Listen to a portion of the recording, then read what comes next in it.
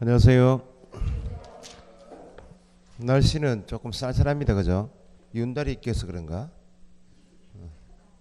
그 영향이 있죠. 오늘 진도는 중계 보수하면 됩니까? 200페이지. 요약집은 개정법 때문에 가져오시라 그랬습니다. 개정법.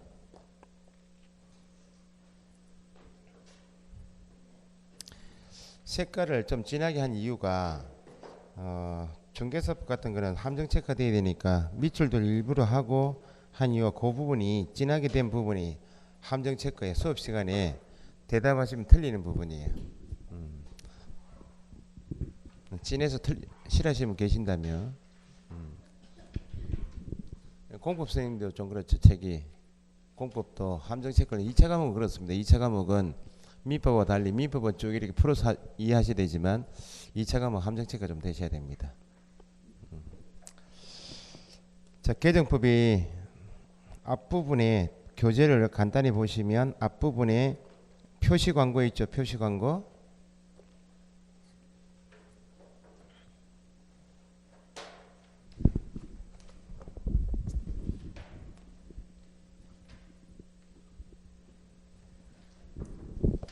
그 페이지를 보시면 44페이지 표시 광고 그게 개정법이죠. 표시 광고부터 해서 옆에 페이지 45페이지 동그라미 6번 인터넷 표시 광고 모니터링 있죠. 그 부분과 개정법이고 중간에 박스에 빈칸 비어놨죠. 그건 시행령이 앞으로 나올 겁니다. 그 표시 광고할 때 배우셨지만 중개 대상물에 관한 사항 원칙은 표시 광고사항이 아닌데 인터넷 표시 광고할 때는 더 규제를 강화하기 위해서 대상물 종류별 명시사항이 다 추가된다고 44페이지 박스 위에 중개 대상물 종류별 대통령령으로 정하는 소재지 면적 가격 등의 사항을 명시해야 되죠. 거기 앞으로 시행령이 다시 나올 거예요. 그 나오면 거기 보충하시면 되고 옆에도 45페이지 그 위에도 부당한 표시 광고에서 대통령령으로 정하는 내용의 표시 광고 있죠. 그것도 조금 보충될 것이고 밑에 하단에 6번도 국토교통부 용어로 정한다 되어 있죠. 그 내용이 얼마나 나올지 몰라도 어쨌든 빈칸을 조금 비워놓은 이유가 그겁니다. 그 다음에 이제 공인중개사법은 뭐가 또 추가되었는가? 확인설명서에 한 개가 추가돼서 확인설명서를 71페이지 그 확인설명서 맨 끝에 3번 중개보수 등에 관한 사항에서 박스에 지급시기 있죠. 거기에 추가된 확인설명서에는 중개보수 금액하고 산출 내용만 작년까지 나왔는데 지급시기까지 추가됐네요. 어쨌든 알고 계셔야 되고 그 다음에 뭐 하시는 게 75페이지 금쟁이는 작년 시험까지는 위에 1항 7호까지 밖에 없었는데 8호부터 밑에 2항까지 7까지 추가됐다 그랬죠. 그 정도 알고 계시고 개정법은 뭐 출제 가능성이 높으니까. 자, 그 다음에 넘기시면 78페이지 3번에 부동산 거래일서 교란행위 신고센터 설치도 방금 전에 금쟁이 중에서 7개 추가된 거 그거 규제하기 위해서 나온 게 부동산 거래일서 교란행위 신고센터이고 그 다음에 뒤에 이제 중개 부동산 거래 신고법 개정법이요.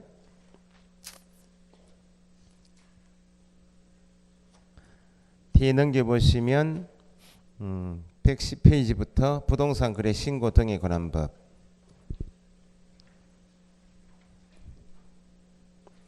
그 추가된 내용이 바뀐 내용이 일단 넘기시면 112페이지 계약한 날부터 60일이었다가 얼마 바뀌고요? 30일로 바뀐 게 위에 양가로 3번 있죠. 그 다음에 많이 바뀐 게 113페이지 신고사항 중에서 위에 동그라미 5-5-3 있죠.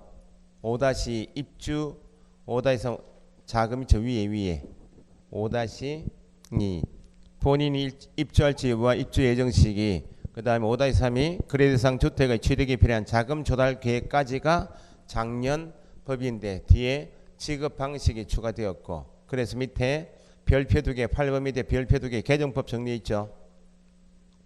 그게 5-2하고 5-3을 신고하는데 그걸 구체적으로 추가된 거 뭐 다음 시간에 다시 말씀드리고 개정법입니다. 그래서 115페이지 동그라미 4번 체크해 놓으시고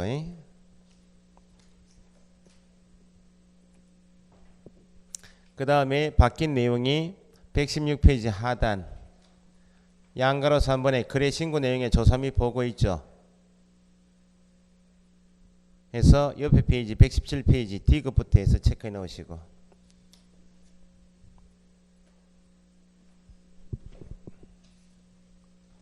그 다음 넘기시면 바뀐 내용이 해제 신고 해서 120페이지 하단에 양가로 3번 해제 등의 신고 있죠. 거기에 체크해 놓으시고 개정법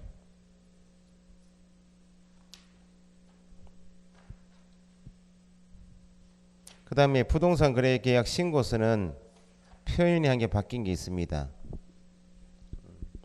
125페이지 위에 박스에 거래 대상 있나요? 동그라미 8번 물건별 거래 가격 보니까 세 번째 발코니 있나요? 작년까지 옵션 비용 했는데 표현만 옵션이 선택이니까 선택 비용 그렇게 표현 바뀐 거. 그 다음에 올해 이제 조금 보고 가실 게 127페이지 주택 자금 조달 및 입주 계획 스케줄상 있죠. 이게 이제 주택을 취득할 때 자금 조달 계획을 증명하라 그게 확 바뀌었으니까 조금 보고 가셔야 돼요. 서식을 좀 추가한 내용이고 그 다음에 넘겨보시고 130페이지 부동산 거래 신고 대상인 매매 계약의 경우 외국인도 예외 없이 신고해야 되는데 매매 계약 빼고 나머지 방법으로 외국인이 취득할 때 적용되는 것이 특례조항인데 거기 박스 밑에 동그라미 2번 계약 외 원인 있나요? 계약 외 원인에서 번호가 바번 있죠. 바 건축물의 신축, 정축, 개축, 재축 있나요? 바번에 동그라미 2번에 기역의 바 건물의 신축부터 해서 그게 추가된 내용이 그 외국인도 국내 건물을 신축해서 취득할 때 개축, 정축, 재축으로 취득할 때도 신고 대상이다. 그게 추가된 것이고 그 다음에 이제 넘겨보시면 132페이지 위에 박스 있죠. 박스에 방금 전에 말씀드린 게 시옷 있죠. 시옷 건물의 신축 등 있죠. 그거 체크해 놓으시고 그 다음 넘겨보시면 134페이지 자진신고에 대한 감면이 있죠. 4번 그것도 출제가 지금 되고 있으니까 개정법이 조금 있습니다. 그 다음에 토지거래 허가제도는 많이 바뀐 게 없어요. 바뀐 게 없고 뒤에 넘겨보시죠. 넘겨보시면 어디가 조금 바뀌었는가 146페이지 맨 밑에 신고 포상금의 지급 있죠. 그거 체크해 놓으시고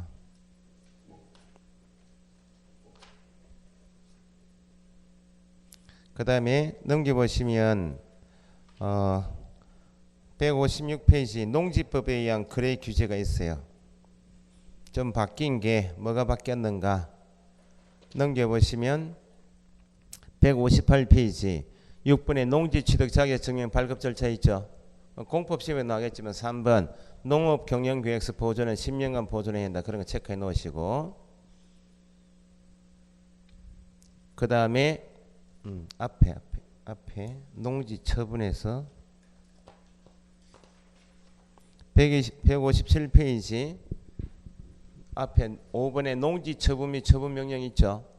동그라미 1번 농사를 짓지 않게 되면 1년 후에 처분해야 되는데 처분할 때 누구 빼고 처분해야 되는가? 셋째 줄 사유가 발생한 날 당시 세대를 같이 하고 세대원이 아닌 자에게 처분한다. 그거 그 세대원이 처분하고 이행강제금을 면할 목적으로 세대원이 처분한 형식을 취한다. 그거는 이제 맞겠다는 겁니다.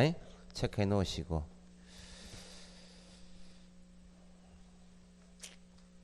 그 다음에 바뀐 게 159페이지 농지 임대차 있죠. 사용대차 있죠. 하단에 동그라미 4번 있나요? 임대차 기간 체크하시고 그 작년 시험까지는 그냥 일률적으로 3년 이상 이렇게 했는데 일반 농작물이면 3년 이상 거기 다년생 식물 등이 있죠. 여러 해를 키워서 인삼 같은 거 그거는 5년 이상 그렇게 추가됐네요. 그래서 니은 디귿까지 다 바뀌네요. 3년 이상 또는 5년 이상 나오면 5년짜리는 다 다년생 식물 재배지인 때는 5년 이상 이렇게. 자, 그 다음에 넘겨보시면 분묘 기지권은 됐고 실명법 됐네요. 그 정도가 이제 개정법이고 나중에 진도 지날 때 다시 체크해 드릴 테니까 보시고 이해를 요약집을 미리 구입하시고 보시라는 이유는 공부를 좀 하신 분들은 기본서 내용보다는 이제 개정법이 여기 다 들어가 있기 때문에 이해되시는 파트는 요약집을 보시고 기출문제집 구입하셔서 기출문제집을 풀어보시는 게 맞아요. 그러니까 6월까지 기출문제 특강을 하겠지만 특강이 진행되면 특강 들으시면 되겠지만 어쨌든 본인이 다 풀지는 마시고 이해가 되는 부분 수업 계획표를 제가 잡아드릴 때 수업 진도 들으시고 그날 교재에서 이해되는 부분 애매한 부분 이렇게 체크하시면 이 부분에 대한 기출문제를 풀어보셔야 돼. 조금 애매한 부분은 기출문제 풀어보시고 문제 해설지를 보시면 이해가 되는 부분이 있어요. 아 이게 이렇게 되는구나 이렇게 문제는 다 풀지 마시고 29회하고 30회 두 개만 그래 봐야 총 전체 범위가 29, 30회니까 80문제밖에 안 되겠죠. 80문제 가지고 먼저 정리해 놓으시면 미리 예습한다 생각하시고 결국은 뭐 이해하시고 문제 푸는 게 관건이니까 문제는 모의고사도 연습하시겠지만 기출문제가 좋은 문제예요. 그 모의고사를 보실 이유는 지금처럼 개정법은 기출문제 없을 거니까 그죠? 보시고 민법 같은 거 최근 판례 같은 거 연습하시다 생각하시고 뭐 분기탱천 하셔가지고 뭐 더 푸시는 건 좋아요. 더 푸시는 건 좋은데 요 정도는 최소한 푸시라고. 그래야 기출문제에서 함정을 조금 짚어놓으시면 모의고사야 기출문제에서 함정을 더 한 파거나 기출문제 유형을 그대로 내는 게 모의고사이기 때문에 6월까지는 그렇게 하시면 될 것 같아요. 수업 시간에 개정법이 있는 부분은 기본서에 없으니까 요약지 가지고 진도 진행하고 그렇게 할게요. 그러고 기본서 과정이 끝나면 이제 요약지 가지고 다시 한번 훑 테니까 그때 보시고. 자, 복습을 좀 하겠습니다.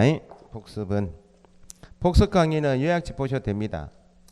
요약집이 판사하는 내용에 거의 뭐 100%가 요약집 다 있으니까 그래 보시면 되고 손해배상 책임부터 조금 설명드리죠. 손해배상 책임이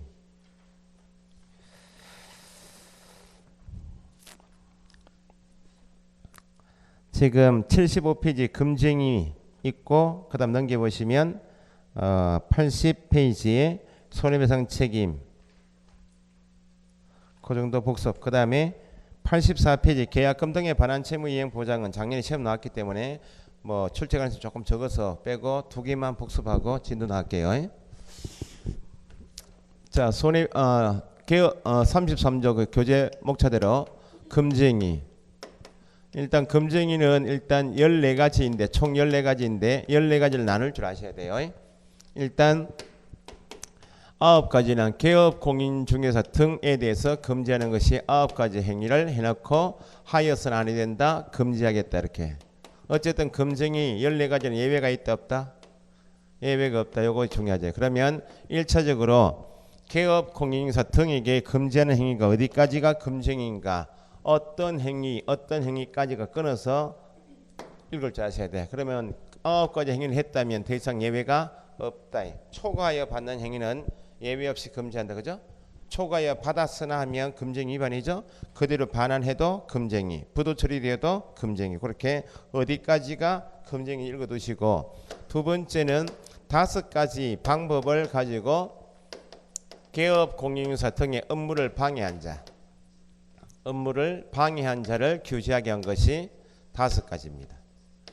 개업 공인중개사 자체를 규제하게 한 것이 아니고 분여회, 상인회처럼 높은 가격으로 팔아주는 개업 공인중개사에게만 중개를 의뢰하도록 유도하는 것, 낮은 가격으로 팔면 중개를 못하도록 제한하는 것. 5가지 하고 총 14가지인데 올해 출제될 것이 8호부터 해서 9호 밑에 5가지 총 7가지가 개정법이죠. 그러면 제재 자체를 물으면 1항에 있는 9가지 중에서 1호에서 4호까지만 형벌이 1-1이고 나머지 10가지는 다 3-3이다. 그걸 먼저 구분해서 보시고, 그러면 1호에서 중개대상물 매매업 행위는 금지행위다. 중개대상물 5가지에 대한 매매업 행위는 금지행위 맞죠? 개업, 공인중개사 등이 하는 본업은 당사자 간에 개입하여 계약을 알선 도와주는 것이 본업이지, 자기 영리 목적으로 사고 파는 것을 계속적으로 하는 것은 금지하겠다. 1호는 딴 거 아니고 중개대상물 5가지에 대한 매매업 행위가 금지행위다. 이걸 풀면 토지 매매업 행위는 금지행위다. 건축물 매매업 행위, 임목, 공장재단, 광업재단처럼 5가지 중개대상물에 대한 매매업 행위는 금지행위이다. 그 정도 하시면 되고, 2호도 두 번째도 중개사무소 개설 등록을 하지 않고 중개업을 영위하는 자, 무등록 중개업자는 강행위 중 위반이죠. 형벌이 얼마? 3-3이면 법에서 보호되지 않는 사람인데, 개업, 공인중개사 등이 무등록 중개업자임을 알고 있으면서 무등록 중개업자하고 협력하는 것은 금지하겠다. 그러면 개업, 이거 했죠? 왜 혼자 하는 거지? 무등록 중개업자임을 알면서 개업, 공인중개사 등이 협력 행위를 금지하는데 2가지. 무등록 중개업자를 통하여 중개 의뢰 받는 행위는 금지 행위이다. 무등록 중개업자에게 개업, 공인중개사 자기 명의를 이용하게 하는 행위도 금지 행위. 2호는 1호, 2호는 이렇게 간단히 중개대상물 5가지를 풀어서 매매업 행위는 금지행위다. 그 정도 읽을 줄 아시면 되고, 두 번째는 무등록 중개업자임을 알면서 나오면 협력행위이니까 처벌 대상이 되는 것이 2가지. 무등록 중개업자를 통하여 중개 의뢰받는 행위, 무등록 중개업자에게 자기 명의를 이용하게 하는 행위, 이렇게 읽을 줄 아시면 돼요. 3, 4, 5, 6, 7이 조금 판례가 있는데, 법정 한도를 초과하여 금품을 받는 행위가 금지행위죠. 초과하는 금품을 요구한 행위는 금지행위다.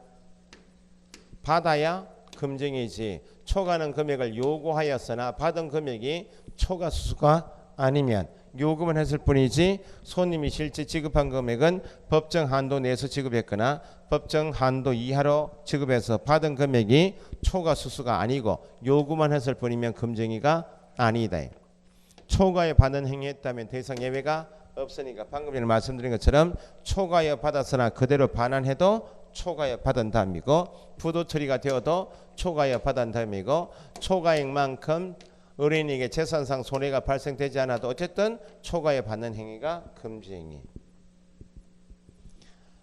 판례는 초과에 받는 행위는 강행위 중 위반이고 형벌이 얼마요?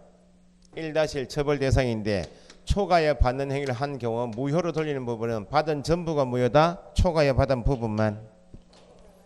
받은 전부가 무효가 아니고 초과 부분만 강행위 중 위반, 무효, 부당이득 반환해야 한다. 개업, 공인중개사가 중개사무소 안에서 하는 일은 크게 중개업하고 겸업이 있다. 겸업은 관리대행, 분양대행, 상담처럼 겸업은 중개업이 아니므로 중개보수 한도가 적용되지 않으니까 초과수수에 해당하지 않는다. 금지행위가 아니다. 4호는 중개대상물에 대하여 매매 교환이 매차 거래할 때 중요사항이면 성실 정확하게 설명이 되어야 하는데, 짜고 숨겼네, 기망했네, 유포 조작했네처럼 거짓된 은행으로 의뢰인의 판단을 그르치게 하는 행위는 예외가 있다 없다? 없다. 그럼 거래사항 중요사항은 당연히 현재 중개대상물 자체에 설정되어 있는 권리관계 중요하죠. 중개대상물 자체에 현재 지정되어 있는 공법상 제한사항도 중요한데, 판례는 매도인이 내놓은 가격도 중요사항이다. 매도인이 부동산에 와서 내놓은 가격은, 매도 의뢰 가격은 매수인에게 중요사항이죠. 내놓은 가격이 4억 원이면 4억 원대로 정확하게 설명하고 중개를 해야지, 4억 원인 사실을 매도인과 짜고 매수인에게 4억 원인 사실을 숨긴 채 무척 높은 가액 4억 5천원으로 처분하는 행위는 가격은 중요사항 맞죠? 짜고 숨겼으니까 그 점에서 판단 그르치겠으니까 사후 위반. 고의 과실이 있나요 없나요? 있어서 손해 발생시켰으니까 불법행위 책임이 있다. 중개대상물인 임야가 개발 제한 구역으로 결정되면 그린벨트로 묶이면 가격은 떨어지고 계약이 이루어지지 않는 물건인데 개발 제한 구역으로 결정된 사실을 모르는 매수 의뢰인에게 비싼 값에 전매할 수 있다고 기망한 것. 이런 게 중요사항인가 아시면 돼요. 5호는 주택법에서 금지하고 있는 양도 금지, 거래가 안 되니까 알선 중개하지 마십시오. 금지하고 있는 입주자 저축증서 있죠. 입주자 저축증서는 주택법에서 일체 양도 알선이 금지되어 있기 때문에 우리 법에서도 양도 알선이 금지된 입주자 저축증서는 부동산을 분양받을 때 필요하죠. 임대주택에 입주할 때도 이게 필요하다 그랬죠. 입주자 저축증서를 공인중개사법에서는 양도 알선이 금지된 부동산 분양임대 관련 증서라고 하고 일체 금지하고 있기 때문에 개업 공인인서가 중개도 금지고 매매를 업을해도 금지이다. 그러면 양도 매매가 가능하면 중개할 수 있겠죠. 특정 동호수에 대하여 분양계약이 체결된 분양권은 매매할 수 있다. 있으니까 중개대상물이므로 분양임대 관련 증서가 아니고 상가를 분양받은 사람이 자기 소유 상가를 매도할 때 사용하려고 양식 제목이 분양계약서란 양식 안에 인시된 조건이 있고 매매 대금을 얼마 하겠다, 지급기일은 어떻게 하겠다라고 적어놓은 분양계약서는 양식 제목에 분양이라 말이 있어서 5호에서 금지하고 있는 분양임대 관련 증서가 아니겠는가에 대해서 판례는 양식 제목에 분양이라는 말이 들어가 있지 금지가 되고 있는 입주자 저축증서처럼 부동산 분양임대 관련 증서가 아니고 상가 소유자가 자기 소유 상가를 매매할 때 사용하려고 만들어 놓은 상가의 매매 계약서일 뿐이지 금지 행위가 아니다. 민법에서 대리권 소유한 본인과 대리인이 직접 상대방에서 매매하는 것은 본인에게 해를 주기 때문에 금지하듯이 우리 법에서 부동산까지 찾아온 중개 의뢰인을 보호하기 위해서 의뢰인으로부터 중개 의뢰받은 개업 공인인서 등이 의뢰인의 직접 상담에 대해서 의뢰인과 매매 교환 임대차 계약하면 중개대상물에 관한 정보를 훨씬 많이 알고 있고 그 많이 알고 있는 정보를 자기 이익을 위해서 하게 되면 중개해달라고 일을 부탁한 손님에게 해를 주니까 금지하겠다. 직접 거래는 의뢰인과 하는 것이 직접 거래이고 개업 공인에서 자기 이익을 위해서 하는 것이 금지행위. 그러면 의뢰인 보호 취지니까 직접 거래에서 말하는 의뢰인은 어쨌든 내 가게에 들어와서 일을 맡기고 한 사람이면 다 의뢰인이죠. 소유자가 들어와도 의뢰인이고 소유자의 대리인이 와도 의뢰인이고 사무처를 위탁받은 수임인이 와도 다 의뢰인이므로 의뢰인과 직접 거래하는 것을 금지한다는 것을 풀면 의뢰인의 대리인과 거래도 금지, 의뢰인의 수임인과 거래도 직접 거래이다. 공동사무소를 쓰게 되면 갑을이 같이 각자 등록증 걸고 중개업을 공동 사용하고 중개사무소 같이 쓰고 있으면 A가 와서 물건 내놓아도 야가 매입하면 걸리지만 A의 중개로 다른 부동산이 매수하게 되면 B가 와서 을에게 내놓으면 을의 중개로 누가요? 다른 부동산에 매입하게 하면 소위 부동산을 매수하고 매도하지만 직접 손님하고 직접 매도 매수인 임대임차인에 대해서 계약하는 것을 금지하지만 다른 개업 공인회사의 중개인을 통해서 부동산을 매입하고 매수하는 것은 매도하는 것은 직접 거래이다? 아니죠. 판례는 중개 의뢰인과 직접 거래하는 행위는 민법 103조 위반처럼 강행 규정 중에서 효력 규정 위반이고 무효일 것인가 아니면 단속 규정에서 처벌만 할 것인가? 단속 규정에 불과하다.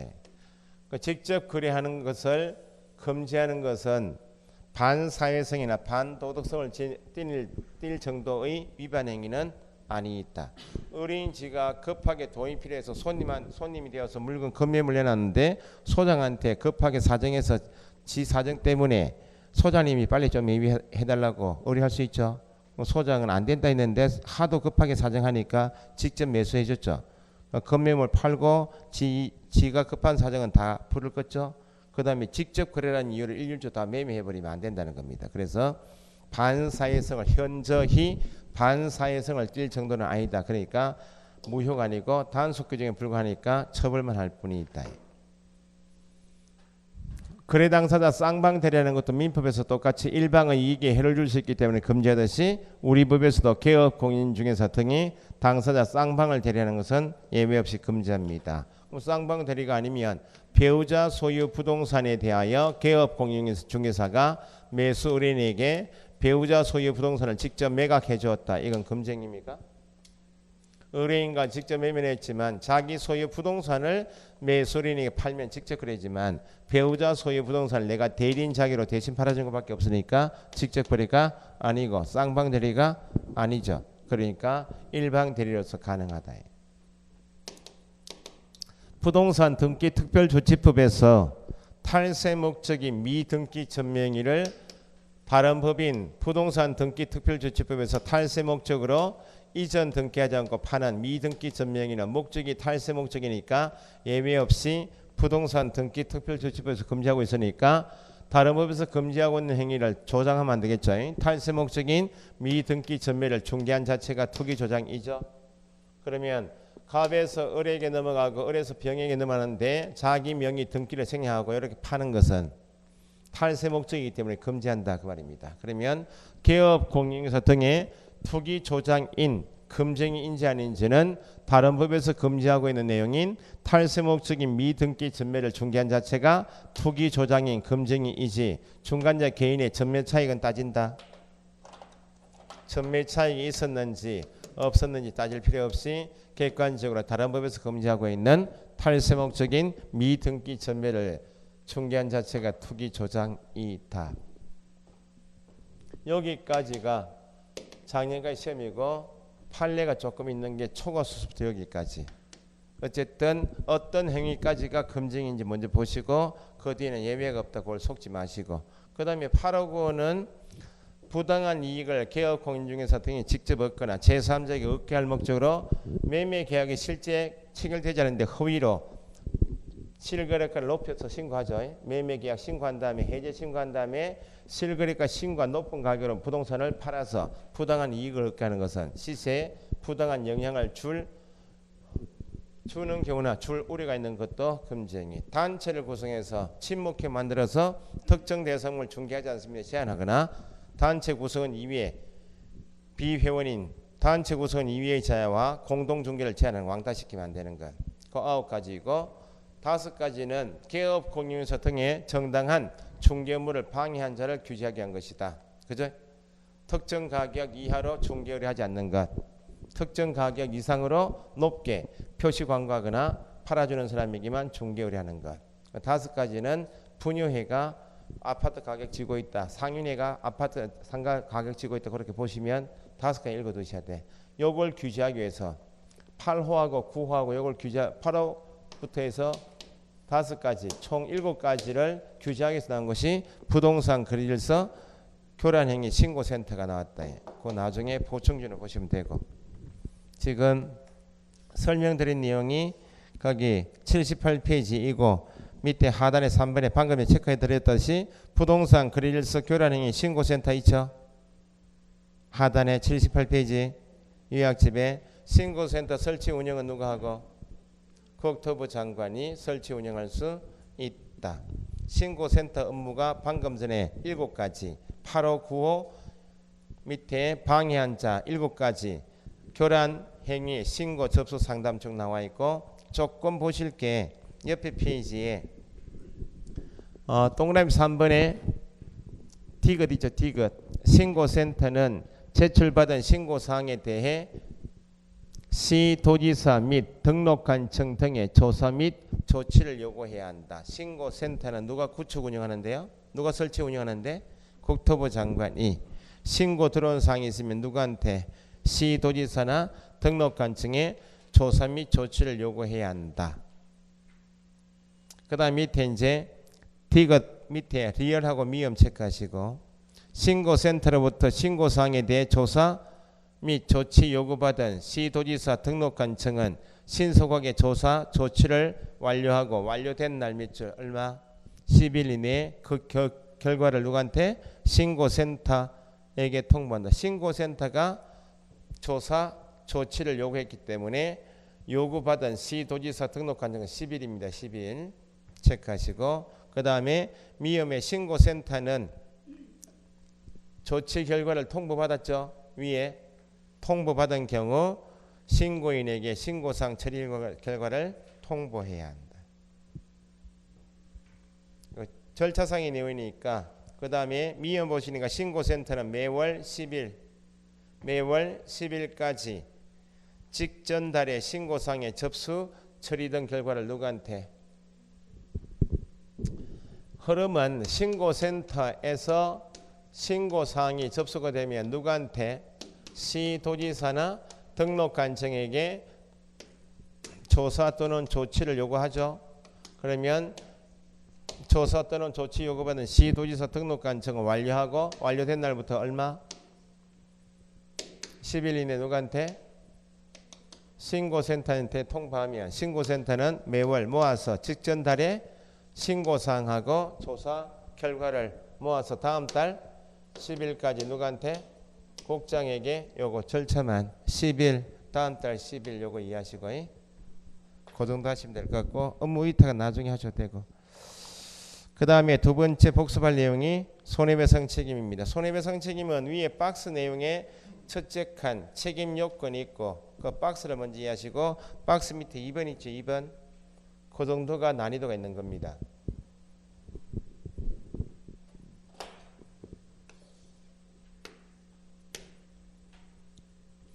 손해배상 책임이 있다는 말은 일단 손해를 간 자를 보호하기 위한 것이 아니고 손해배상 책임이 있으니까 상대방 보호 취지인 손해배상 책임 규정은 민법에도 배상 책임 규정이 있고 공인중개사법에도 배상 책임 규정이 있다. 책임이 있다는 것은 똑같은데 차이점은 민법에는 고의 과실이 있는 사람에게 배상 청구해보고 배상이 안 되면 민법 안에서는 별도 그 손해를 보장하기 위한 별도 제도가 없는데 공인중개사법에서는 개업 공인중개사가 중개인이 하든지 다른 사람 중개인이 장수 제공이든지 고용인의 업무상 행위에 대해서 개업 공인중개사에게 책임이 있다 해놓고 개업 공인중개사에게 배상 능력이 없을 수 있으니까 부동산 간판 보고 들어온 손님을 보호할 필요가 있으니까 민법과는 달리 손해배상 책임을 보장하기 위한 보증기관이 따로 있죠.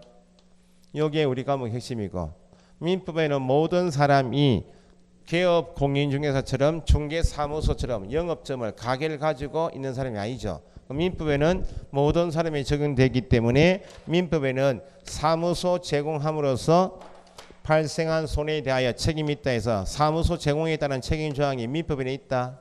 있을 수가 없는데 공인중개사법에서는 개업 공인중개사 본인이 직접 자기 사무소에서 중개인을 하다가 사고 진 것도 책임이겠지만 다른 사람의 중개인의 장소로 제공하여 발생한 손해도 책임이 있다 없다? 요게 핵심이에요. 그럼 일단은 시험에 나오면 틀리고 나오시는 게 이게 민법은 일반법이죠.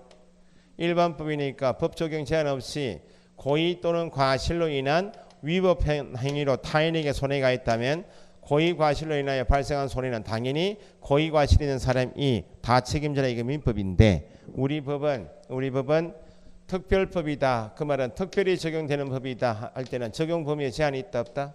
있으니까 누구에 하나야 적용? 모든 사람이 적용되는 게 아니고 개업 공인중개사 등에 하나여 적용. 최근 시험처럼 개업 공인중개사 등이 아닌 제3자 나오면 어떤 법? 민법에 따라 별도 청구해야지.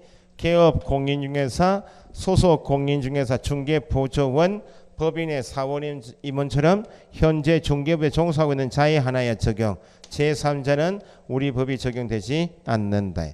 개업 공인중개사 등이고 중개행위 하나의 적용이죠. 그럼 개업 공인중개사 등이어도 대토권 매매 알선은 중개행위다. 아니므로 대토권 매매 알선 행위는 중개행위가 아니므로 고의과실로 재산상 손해가 발생되어서 개업 공인중개사에게 책임은 있지만 우리 법에 의한 보증기관에 청구할 수는 없고 어떤 법? 민법.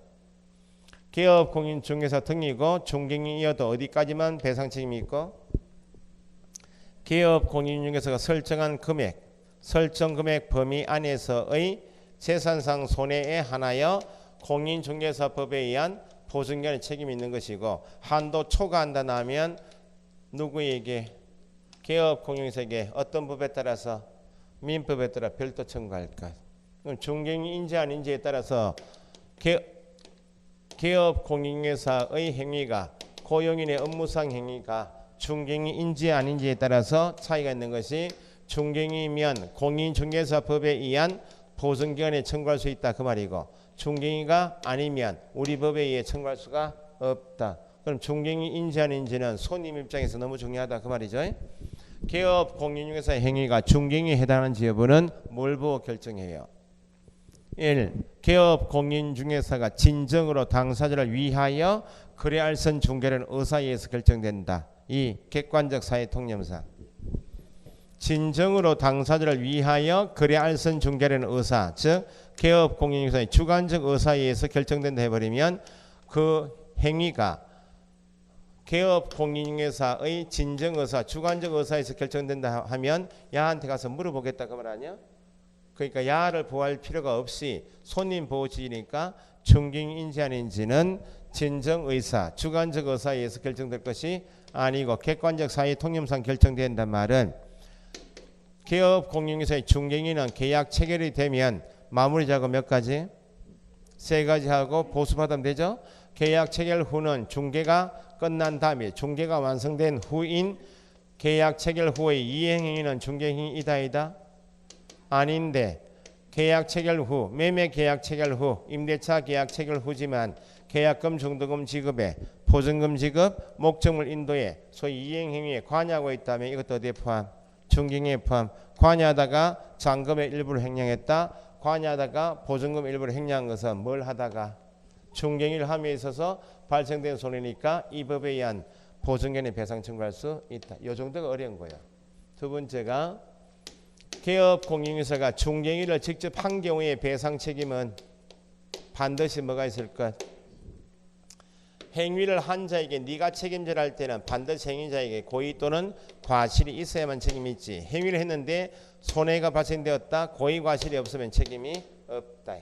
두 번째, 개업 공인중개사가 직접 중개행위 하자는 경우에도 책임이 있죠. 장소 제공의 경우에는 개업 공인중개사 행위자가 아님에도 불구하고 공인중개사법에서 네가 책임이 있다 돼 있으니까 이때는 무과실 책임이 있고 고용인의 업무상 행위 나오면 행위자가 누구이고 행위자가 고용인이죠. 그럼 행위자인 고용인에게 책임이 있다 할 땐 다시 뭐가 반드시 있을 것? 고의 과실이 있어서 내한테 책임이 있을 때 내한테 배상 능력이 없으면 내 가게 간판 보고 들어온 손님이 보완되니까 나의 행위로 본다 해서 무과실 책임이 있다. 그죠? 요 정도 구분할 줄 아시면 돼. 공인중개사법상 배상 책임 요건에서 박스에 요약 박스에 첫 번째 칸에 있고 박스 밑에 2번 중개행위를 한 경우에 배상 책임 요건하고 중개행위를 하지 않은 경우에 배상 책임 요건을 구분해서 읽을 줄 아시면 배상 책임은 보증은 손님을 위한 제도니까 우리 법에 의한 세 사람이 중개를 하는 경우나 다른 법률의 규정에 따라서 중개를 할 수 있는 특수법인의 경우나 보증은 예외가 있다 없다? 예의 없이 설정해야 한다. 언제까지? 업무 개시 전 설정했다면 사본 갖춰서 원칙은 신고로 가야 되지만 신고는 생략할 수 있다. 보증기관에 통보하면 생략할 수 있다. 보증보험 공제는 1년마다 갱신하는 것이죠. 그럼 기간 만료가 되면 다시 설정해야 되겠네. 언제까지?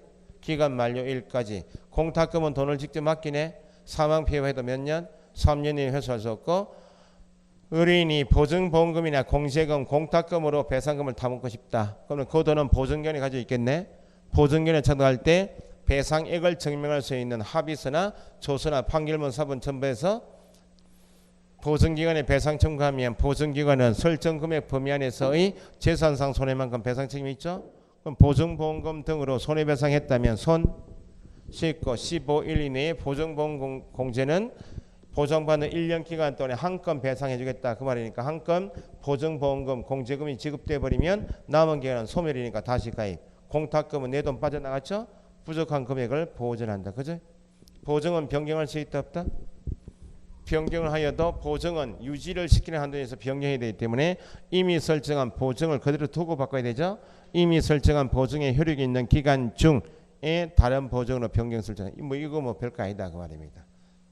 그 앞에 중요 부분이 박스에 있는 80페이지 위에 박스에 채택한 그거 하고 그다음 박스 밑에 2번 개업 공인중개사가 배상 책임을 부담하는 경우에 고의과실 유무 있죠. 1번 개업 공인중개사가 직접 중개인을 한 경우는 반드시 뭐 고의과실이 있어야. 중개인을 하자는 경우 고용인의 업무상 행위나 장소 제공의 경우는 무과실 책임이다. 그 정도가 핵심이에요. 그 다음 옆에 페이지 보증제도는 뭐 단순하게 방금 대답하신 대로 하시면 되고 83페이지 가시면 개업 공인중개사의 배상 책임 관련 판례 있죠. 1, 2, 3번이 방금 전에 1, 2, 3번 거기에 방금 전에 말씀드린 거예요. 무상 중개의 경우에도 배상 책임이 있다. 그 정도 하시면 돼요. 자, 진도 나갑시다.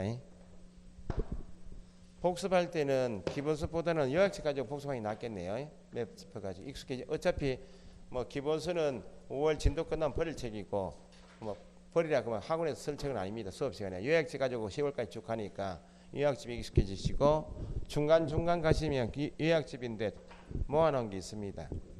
여기는 특강을 기출문제 특강을 진행하게 되면 외부 에듀윌에서 특강을 진행한 게 있거든요. 그 자료 가지고 요약집을 한 반 줄여놓은 거 중요 테마만 해가지고 기출문제 풀이할 때 그걸 다시 요약집을 가지고 할까. 거기가 조금 더 모아져 있긴 합니다. 요약집보다는 나중에 자료를 다시 특강 진행할 때 그때 한번 여쭤보고. 자료가 왜냐하면 학원 자료 선생님 욕심부려가 자료를 자꾸 내버리면 비슷한 자료인데 이것도 봐야 되고 저것도 봐야 되니까 조금 양이 좀 많아질 수 있으니까 자료 많이 내는 게 중요한 건 아닙니다. 그래서 우리 학원에 미법 선생님이 자료가 없죠. 책을 정확하게 보면 되지 뭔 자료를 그렇게 내냐고. 그 미법 선생님 30년 정도 하면서 학원 수업을 본인이 학원 서울에서 학원 하실 때나 저희가 그 학원에 할 때나 보충 자료 내라 말은 절대 안 합니다. 선생님 무슨 보충 자료 책을 열심히 가르치면 되지 이런 주의입니다. 나옵니다. 요약집은 나오는데 왜 다른 학원 보면 일일 학습에 프린트 막 내거든요. 그런 게 없다는 겁니다. 그걸 이제 처음에 출발한 학원이 있어요. 그 학원이 거의 이제 망했지만 다. 근데 그게 이제 수강생 입장에 수업 들어오는 사람 입장에서 보면 뭐 자료가 나오니까 좋아 보이잖아요. 그러니까 한동안은 우리는 프린트볼 없습니까? 프린트볼 무슨 필요가 있냐고 그런 주의입니다. 그러니까 저도 그렇고 열심히 복습 열심히 해주고 하면 되죠. 중개사법이나 법 과목은 이해하신 다음에는 반복받게 돼 있습니까? 어디? 이해를 시킨 다음에 반복할 수밖에 없죠. 그러니까 중개사법은 반복을 여러 번 해드린 이유는 이미 말씀드렸어요. 민법하고 열심히 하시라고. 자, 진도를 200페이지 중개 보수 및 실부 오늘 실비요. 오늘 진도가 거기부터. 어째 나름 이제 좀 풀려 나가는데 어제 공부하시는 게 좀 풀려요? 날만 풀리면 되나 어디? 꼬인다고요? 꼬이는 게 맞습니다. 공부가 같은 한 법안에 같은 말이 쭉 계속 나오기 때문에 꼬이는 게 맞아요. 그 민법에서 큰 거짓말이 뭐예요? 야 민법에 섞기가 꼬일 게 뭐 있노? 이건 민법 공부를 안 한 사람입니다. 공법은 탁탁탁 구분해서 하면 되지. 아닙니다. 온천지 섞여가지고. 공법은 주체만 국토부 장관, 시도지사, 시군구 이것만 구분해도 공부 끝 아니야? 이거 구분하는데 온천지 뭐 누가 어떤 데는 시도지사 나왔다가 시군 했다가 뭐 계획 이름도 여러 가지 있잖아요. 그나마 여기는 조금 나아요. 이거 뭐 사람이 없어요? 국토부 장관 딱 끊어져 있고 협회하고 거리정보사업자, 시도지사 자격 끊어져 있고 그다음 등록은 다 등록은 이것밖에 없으니까 뭐 얼마 좋은 과목이냐. 이게 만약에 뭐 세법상 16개짜리 같으면 뭐 그렇죠. 그나마 40개짜리 아니야. 천만다행이에요. 큰 심표가 중개사법이 6과목 중에 심표입니다. 두 번째 심표가 공간정보관리법. 그 두 개가 조금 쉬어갈 만해요. 머리를 막 싸매고 할 필요는 없다는 겁니다. 자, 공인중개사법에서 개업 공인중개사가 거래 당사자 의뢰인에게 청구할 수 있는 보수는 두 가지를 정하고 있다. 이건 초과 수수할 때 간단히 말씀드렸어요. 계약 체결시켜준 대가, 중개 보수가 있어요. 계약 체결 관계없이 실비가 있다. 실비는 법에서 청구할 수 있도록 되어 있는데 실비는 일반적으로 많이 청구하는 것이 없죠. 아파트 매매 계약을 중개한다. 주택이나 상가 같은 데 할 때 실비 청구하는 경우는 없다고. 등기부 발급 비용 700원 달라 하던가요? 이런 경우는 있죠. 제조되어 있는 물건을 내가 중개하게 되었다. 그러면 항공편을 갔다 왔다 해야 되니까 이 비용은 별도 청구하지만 중개사무소에서 주택이나 상가 쪽은 실비 청구하는 경우는 없는데 어쨌든 실비는 법에서 받을 수 있도록 하고 있는데 초과하여 받는 행위를 금지합니다. 초과하여 받는 행위를 금지합니다 할 때 그 기본이 중개 보수만 받아야 되고 실비 받으면 초과 수수인가? 각각 받을 수 있는가?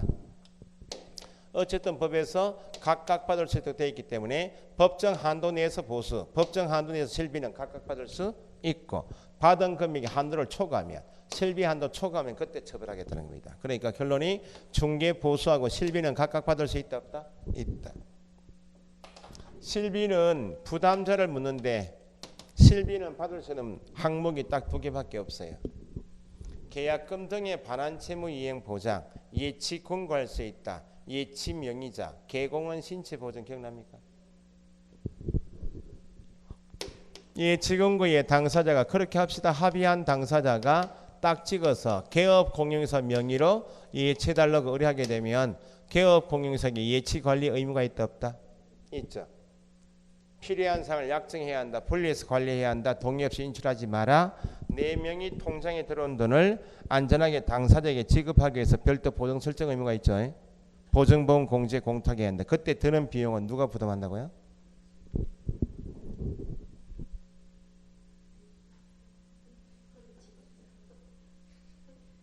그죠? 권리 취득이죠.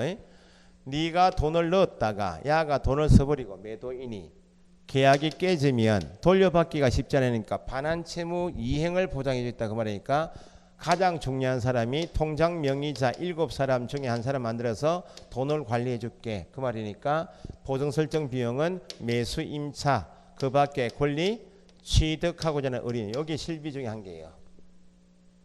실비는 딱 2개인데 부담자가 다르니까 2개 중에 한 개만 암기하시면 돼. 그럼 다음에 요거 계약금 등의 반환 채무 이행의 보장이 되는 비용은 매수임차인이 됐으면 두 번째가 부동산 매매 교환 임대차 계약하고자 하는 손님 중에서 매도 임대인이 부동산에 와서 매매 목적물 임대차 목적물을 내놓고 갔죠. 그럼 개업 공유에서는 확인 설명하려면 조사 확인해야 될 거 아니야? 대장을 보고 등기부 보고 토지 이용 계획 확인서 부동산 종합 증명서랑 각종 공부 발급 열람 비용이 있나요 없나요? 있죠. 여기 울산에서 중개하고 있는데 저기 위에 경주에는 땅 내놓을 수 있죠. 그럼 누가 점유하고 있는지 가봐야 될 거 아니에요? 교통비 들겠죠. 그게 권리관계 등을 확인할 때 중개대상물의 권리관계 등 공법상 제한사항이나 표시사항처럼 등을 확인할 때 비용이 든다. 등기부 발급 비용처럼 각종 공부 열람 발급 비용하고 교통비 등이 실비 중에 한 개. 이건 누가 부담한다고? 몰라도 여기서 매수임차 나와버리니까 뭐 한 개는 매도 임대인이 부담합니다. 매수임차인에게는 부동산을 하고 있는 개업 공인중개사가 자기가 확인해서 성실 정확하게 설명을 해야 하기 때문에 매수임차인이 부담하는 게 아니고 네가 내놓은 물건을 조사 확인해서 설명할 때 잘 팔아주기 위한 비용이니까 내놓은 물건에 대한 확인에 드는 비용은 매도 임대 계약금 등의 반환 채무 이행 보장은 매수임차 2개로 딱 나눠지면 한 개만 암기하시는 거예요.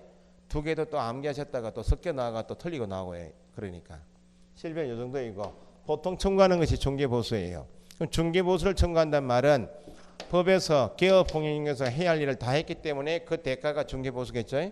그래서 지문에서 중개보수 받을 수 있다, 중개보수를 청구할 수 있다 이렇게 나오면 법에 정하고 있는 업무를 다 했구나. 그러면 손님이 부동산에 와서 어떤 계약하고 중개계약, 일반 중개계약이든지 전속 중개계약을 체결했겠죠. 그러면 개업 공인중개사가 손님하고 중개 드리겠습니다 계약했기 때문에 본격적으로 매매 교환 임대차 계약을 중개했겠죠. 중개했다 그 말은 확인 설명을 했다 그 말이겠죠. 그래서 결과 개업 공인중개사가 설명한 내용이 합의가 되면 중개가 완성되었습니다 하면 확인 설명은 중개가 완성되기 전에 하는 것이고 완성되기 전에는 누구에게만 설명 의무가 있다. 매수임차인에게만. 완성이 되었다면 짝꿍이 뭐예요? 거래 당사자. 이게 큰 기준이죠. 거래 당사자 쌍방에게 상태에 관한 사항이 잘 파악이 안 된다. 필요하다. 요구는 누구한테 가서 하고? 매도 임대. 설명은 매수임 정보 없는 매수임차인에게만 물어볼 일 있으면 요구할 수 있다. 매도임대 완성이 되었습니다. 거래 당사자에게 쌍방에게 마무리 작업 몇 가지요? 세 가지. 요 대가가 중개보수예요. 중개보수를 받을 수 있다.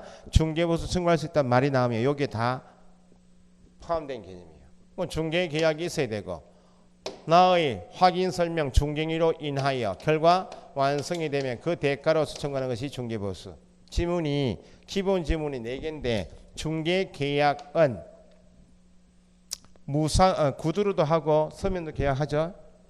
잔치집에 가면서 중개계약할 수 있다. 소장님 101동 1501호부터 합니다. 그게 중개계약이죠. 아니면 직접 소장 가게에 와서 일을 맡기고 계약서 쓰는 경우도 있겠죠. 간혹. 어쨌든 소장님 잘 부탁합니다 라고 하면 소장은 잘 다녀오십시오 사모님. 중개계약이죠. 보수를 얼마 주셔야 됩니다. 이야기했어요? 보수 지급에 대해서는 한마디도 약정 안 했죠. 중개계약서에 얼마를 지급하기로 한다라고 유상임을 적었어요. 유상임을 명시하지 않아도 보수 지급 약정을 하지 않아도 나의 중개인으로 인하여 결과 완성이 되면 당연히 청구할 수 있다. 여기 한 개지 뭐. 내가 손님에게 보수 청구한다는 말은 내가 확인 설명한 것이 원인이 되어서 내 설명을 듣고 합의가 되어서 계약이 이루어졌기 때문에 내가 청구하겠죠. 소위 중개인하고 중개 완성 간에 어떤 관계 있어야 한다? 인과관계가 있어야 한다. 중개가 완성되면 보수를 청구해서 받을 수 있는데 현재 공인중개사법 안에서는 개업공인중개사가 받을 수 있는 중개보수 지급 시기는 법에서 규정이 있다고. 이게 법 규정이 없을 때는 내가 할 일은 여기까지죠. 지금 계약금, 정도금, 잔금 지급처럼 이행 업무는 내가 할 일입니까? 아닌데 법에 규정이 없을 때는 보통 일반적으로 잔금, 법에 규정이 없으니까 잔금 칠 때 받아내더라 그 말입니다. 근데 그 전에 합의 해제하거나 채무 불이행을 이유로 계약이 깨지니까 못 받는 경우도 있더라고. 그래서 중개 보수 지급 시기는 직접 법에 정하고 있는데 중개 계약하러 왔죠. 손님이 차 한잔 주고 앉아서 이야기 쭉 하다가 일을 아파트 내놓고 하면 물건 대장 있죠. 개업공인 자기 물건 받아 적는 거 대장에 자기 아파트 몇 동 몇 호 가격 얼마 해놓고 요때 이야기하는 거죠. 사장님 이제 차 마시고 있는 사장한테요. 손님한테 중개보수는 제가 일을 잘해서 계약서 교부할 때 주셔야 됩니다 라고 하면 손님이 뭐라고 해요? 알겠습니다 하겠죠. 여기 이렇게 크게 적는 거지. 손님 보는 앞에서 여기 앉아 차 마시고 있죠 지금. 놓고 중개보수는 계약서 교부 시 지급하기로 한다. 이해했죠? 그럼 이렇게 놓고 약정했다면 약정한 시기에 받을 수 있다 그 말입니다. 그런데 이 이야기를 못했어. 접수는 받았는데 보수 지급 시기에 대해서 한마디도 못했어요. 아니면 까먹었거나 그러면 약정을 하지 못했기 때문에 관행주로 받아냈던 매매대금이면 매매대금, 거래대금 지급이 완료된 날, 대금 지급이 완료된 날 그 말은 잔금 칠 때 그 말입니다. 시험은 약정이 있다 이게 나오는 게 아니고 보수 지급 시기에 대해서 약정이 없다. 완료가 중요한 말이 아니고 대금 지급이요. 계약서 작성이 완료된 날 하면 안 된다고. 최근에 처음 나왔던 것이 계약 체결된 후에 당사자 간 계약이 무효 취소 해제가 될 수 있나 없나요? 계약이 깨질 수 있죠. 계약이 깨진 경우에 개업공인에서 여전히 보수를 받을 수 있겠는가 없겠는가 기준은 무효 취소 해제 원인이 개업공인회사의 고의 또는 과실로 인하여 계약이 무효 취소 해제되면 무효 취소 해제 책임이 개업공인회사에게 있으니까 받을 수 없다. 그런데 깨졌는데 계약은 해지됐다 하는데 개업공인회사의 고의 과실이 없이 당사자는 합의 해제할 수도 있고 중도금을 지급하지 않아서 잔금 지급하거나 채무 불이행을 이유로 해제될 수 있죠. 그때 계약은 해제됐지만 나한테 책임이 있어요 없어요? 없으니까 받을 수 있다. 계약을 한 실무가시면 부동산 때문에 계약이 무효가 된다. 취소 해제는 거의 없어요. 고의 과실이 있어가지고 계약한 내용에 대해서 손해배상 책임은 있을 수가 있고 제재는 받을 수 있지만 계약이 깨지는 그 경우는 뭐 민법에서 강행규정 위반했다. 무효. 103조 위반. 당사자가 사기 강발한다든지 하지 중개한 사람 잘 없고 극히 제한적으로 이제 예를 들면 제한 능력자인 것을 확인하지 못하고 계약을 중개한 경우에 피한정 피성년 후견인 그러면 계약하고 보니까 계약할 때는 멀쩡했잖아요. 하고 보니까 병원에 누워 계신다. 병원에 비가 오는 날 살짝 정신이 돌아와가지고 정리하려고 나왔는데 양복 입고 부동산 찾아올 당시에는 멀쩡했죠. 계약을 중개했는데 비가 그쳐서 이제 다시 병원에 가 계시잖아요. 모르잖아요 우리는. 그러니까 당사자가 조금 나이가 조금 많으신 분들 하면 그 가족관계 증명서 같은 거 볼 필요가 있다예요. 잘 보지 않지만 피한정 후견인, 피성년 후견인은 보통 병원에 계시죠. 치매가 뭐 중증 환자다 생각하시면 그래가지고 가족들이 아버지가 일하다가 혼자 정신없을 때 부동산 정리할 수도 있게 돼가지고 본인이 청구해야 되고 또는 배우자, 사촌이, 친족들이 청구해가지고 가정법원이 심판을 해주면 그때 가족관계 증명서 안에 한정치산 아니 그 피한정 피성년 후견 심판받은 사실이 가족관계 증명서에 공시가 돼요. 그렇게 확인할 조금 이상하면 받아볼 필요 있는데 잘 부동산 하시는 분들은 대장이나 등기부나 보지 그건 잘 안 보기 때문에 나중에 개업 공인인사가 제한 능력자임을 확인하지 못했다. 계약은 체결된데 후에 제한 능력자 특히 미성년을 이유로 또는 피성년 후견인을 이유로 취소하게 되면 누가 확인하지 못해서 내 고의가 실 때문에 계약 깨진 거죠. 그때는 내 책임이 있지만 보수를 받을 수 없을 뿐만 아니고 계약이 깨지면 매수인이라는 사람은 또 배상 청구 또 하겠죠. 그런 경우 빼고는 극히 제한적으로 그런 제한 능력자를 확인하지 못해서 개업 공인중개사 때문에 계약이 깨지는 경우 있지만 그런 경우 빼고는 고의 과실이 있어서 손해배상 책임이나 업무 정지 같은 거 받을 수 있지만 개업 공인중개사 이 고의 과실 때문에 무효 취소 해제되는 경우는 거의가 없다. 어쨌든 시험에는 법 규정대로 나오니까 거기 옆에 페이지 한번 보세요. 201페이지 있죠. 201페이지 맨 위에 동그라미 1번 있죠. 1번 동그라미 1번이 아니고 법제 32조 중개보수 등에서 1항이죠. 1항 박스 안에 개업 공인중개사는 중개 업무에 관하여 중개 의뢰인으로부터 소정의 보수를 받는다. 당연히 내가 중개업무를 이 중개업무를 다 했다면 소정의 법에 정한 보수를 받는 게 원칙인데 다만 그게 시험 나왔다고. 다만이다 그거는 받는다 다만 받을 수 없다 그 말이니까 누구 때문에 개업 공인중개사의 고의 또는 과실로 인하여 그게 답이죠. 개업 공인중개사의 고의 또는 과실로 인하여 거래 행위가 무효 취소 해제됐다면 그러하지 아니하다 받을 수 없다.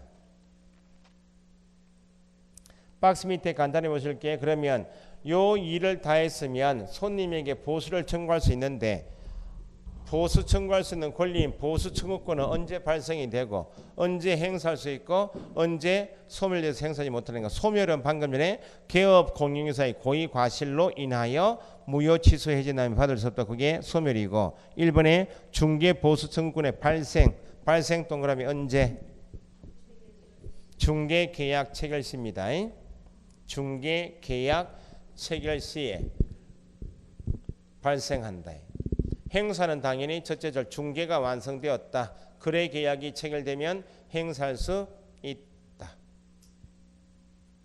행사하려면 다섯 번째 줄 개업 공인중개사와 중개행위. 개업 공인중개사의 중개행위와 거래 계약 간에 어떤 관계 있어야 인과관계 있습니다. 그 정도 체크하시면 되고. 그다음에 박스에 1번 있죠. 1번. 박스 1번 판례 있죠. 둘째 줄 끝에 중개계약에서 유상임을 명시하지 않더라도 중개보수 청구권이 인정된다. 밑줄 하셔야죠. 명시하지 않아도 인정된다. 같은 말이 보수지급 약정을 해야만 청구할 수 있다. 보수지급 약정을 하지 않더라도 같은 말입니다. 유상임을 명시하지 않더라도 같은 말 중개보수지급 약정을 하지 않더라도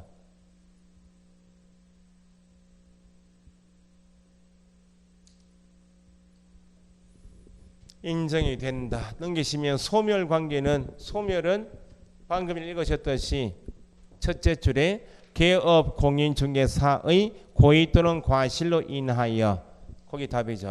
개업 공인중개사의 고의 과실로 인하여 무효 취소 해지되었다. 받을 수 없다. 그럼 거꾸로 읽을 줄 아실 것이 7번째 줄에 그러나 있죠. 그러나 거래계약이 체결된 후 개업 공인중개사의 고의 과실이 아닌 사유, 당사자 간 사정 같은 말이죠. 밑에 합의 해제, 채무 불이행 해제이면 합의 해제나 채무 불이행 해제이면 개업 공인중개사의 고의 과실이 아닌 사유니까 받을 수 있다 없다? 여전히 행사할 수 있다.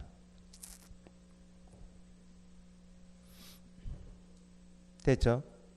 그 정도 하시고 이제 보통 시험에 나오는 게 203페이지 중개보수 한도 있죠. 여기서부터 이제 계산 문제가 치면 2문제 최대 나올 수 있는 부분입니다. 조금 쉬었다가 보수 정리할게요.